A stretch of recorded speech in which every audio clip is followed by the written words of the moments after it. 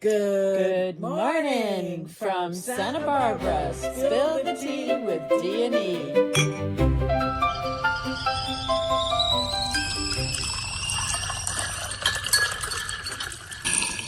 Hey, hey. Morning, morning. Hey. Oh my God, another beautiful morning. Welcome, everyone. Big week this week.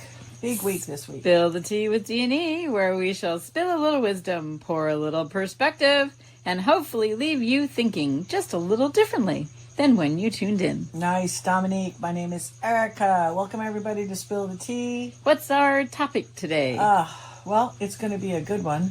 We were talking about it all weekend, off and on. You kind of went down a little rabbit hole on it.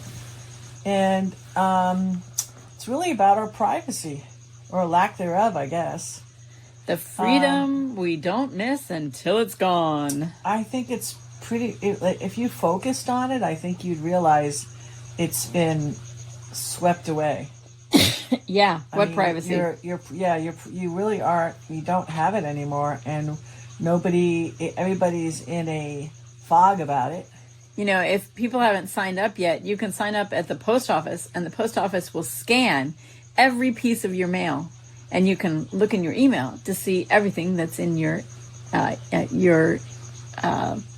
box, your mailbox. Yeah, that's kind of cool. But isn't that creepy? Like, where's the privacy? Yeah. If they could see it, you were signed up. I unsigned you. Oh, okay. Yep. Thank you. I was like, I didn't no. sign myself up to begin with because I don't do that. So well, you must have signed me up. Yeah, business-wise, it was smart, but right. Yeah. So before anybody says anything, I've got nothing to hide. Yeah, right. We like to ask a different kind of question. How about this? What do you have that's worth protecting? So let's spill the tea on that. Yeah. Here's something I never knew until I started studying this. Privacy isn't primarily about secrecy. It's about autonomy. Okay. Autonomy simply means it's our ability to make our own decisions without someone else steering our life. I mean, imagine if every conversation we had, every book we read, every website we visited, every dollar we spent was quietly recorded. That's what's going on right now. Yeah, I was going to say it's already happening. Would you still make exactly the same choices? Or would you begin to maybe censor yourself? Not because... I honestly, Dominique, don't think anybody thinks about it. I know. 15 years ago, we were getting photographed. When they started putting up the cameras, we were being digitized 15 years ago. And I had to guess, it was a multiple choice. How many times do you think you're photographed in a day? And I just took the biggest one, and it was over 500, and I was right. Yep. So it was like 10, 90, 250, and I just said 500 plus, and that's what it is, because you have to figure every single complex. Every door is taking a picture of you. Every street's taking a picture of you. All the Tesla cars are taking a picture of you. Yep. So would you still make exactly the same choices, or would you begin censoring? That is an interesting question. Mm-hmm. Not because we've done something wrong, but because someone might misunderstand, right? And that is called the chilling effect. History shows that people often become less willing to ask difficult questions or express unpopular opinions when they believe they're constantly being watched. So it's just a way to, create a public that is servant. Yeah. It's about making servants. So think about our own home. I mean, most people, close the bathroom door, right? Not because we're committing some crime, but we have dignity, right? That deserves a little space. I mean, we close the curtains at night, not because we're plotting something illegal, but because our home belongs to us, and privacy is simply the same principle. Well, that applies to the digital world too. I mean, let's look back at history, right? Governments have always wanted information. Kings employed spies. Yeah. Right? Genghis Khan had, a whole network of spies. Empires intercepted letters. Secret police collected files. Today, technology simply makes collecting information faster and easier than ever before. And we're freaking doing it for them by carrying our phones everywhere. And you have to understand, we've had this was available in the 60s, and it wasn't just let out to the public. They've always had their 3 generations ahead of us of what they could and could not do. They could tap phones. We didn't have that ability to tap your neighbor's phone, but they did. Yeah. You know, they already had all the tools, and allowed or probably not allowed to do it, but they did it anyway. So the technology is neutral, but the real question is, who controls the information? Let's make something super clear in my mind. Law enforcement absolutely has an important job. I don't really think that they even realize the importance of what they should be doing as far as protecting the public.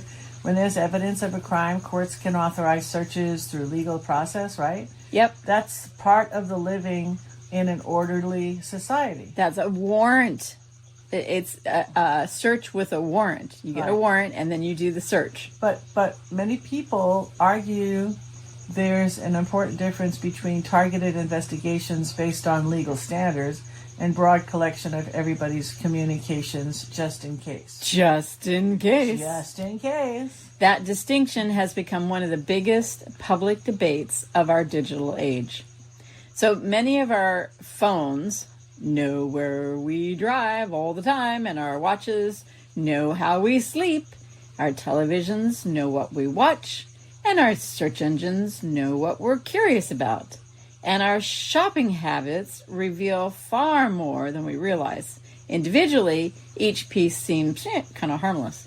Altogether, they create a remarkably detailed portrait of our lives. Yeah, well, now let's talk about money. Imagine waking up one morning, your debit card doesn't work, your bank account is temporarily frozen because of an investigation, or because of an error, okay, or because maybe somebody made a mistake in a report. Maybe they just like a clerical error.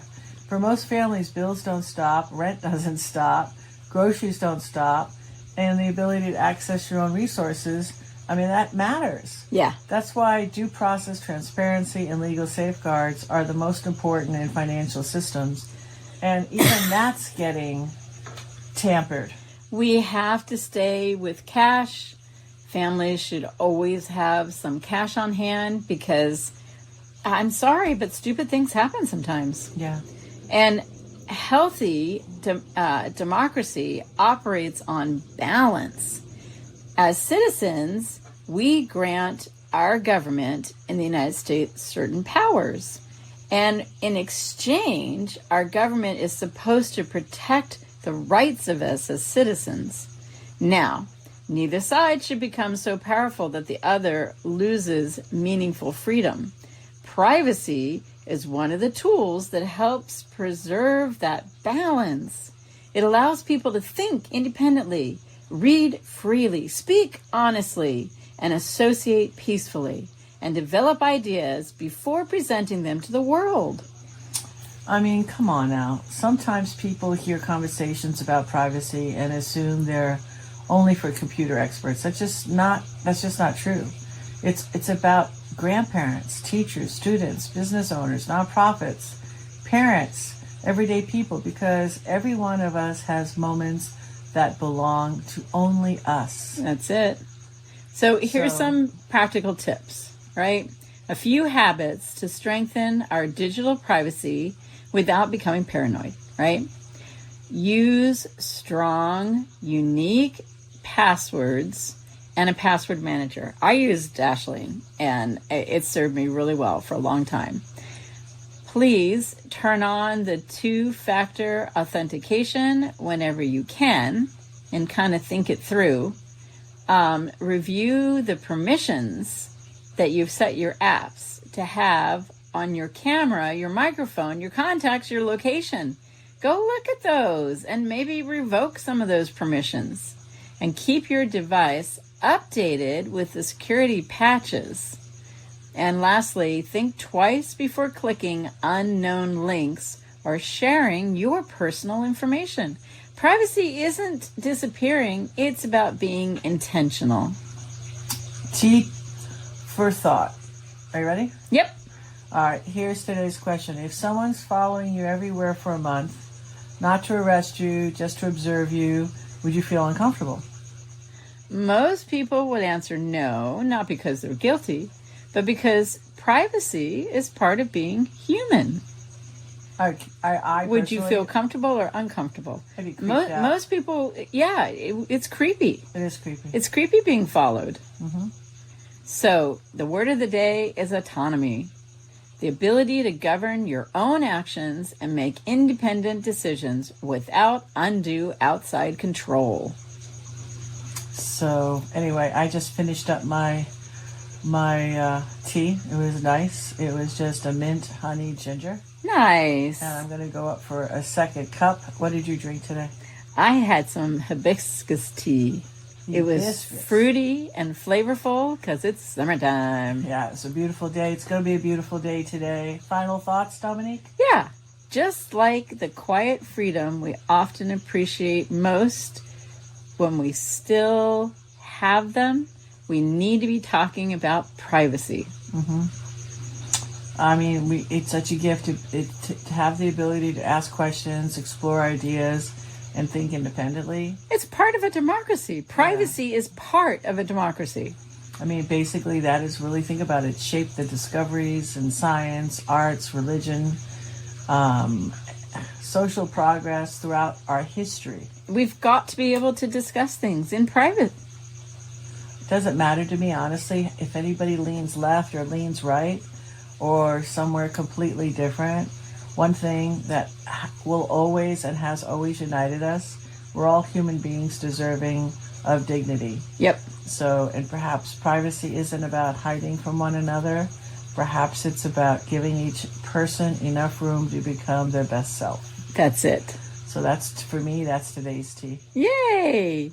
Here's to protecting not just our information, but our humanity. Cheers, Dominique. Cheers. Bye for now.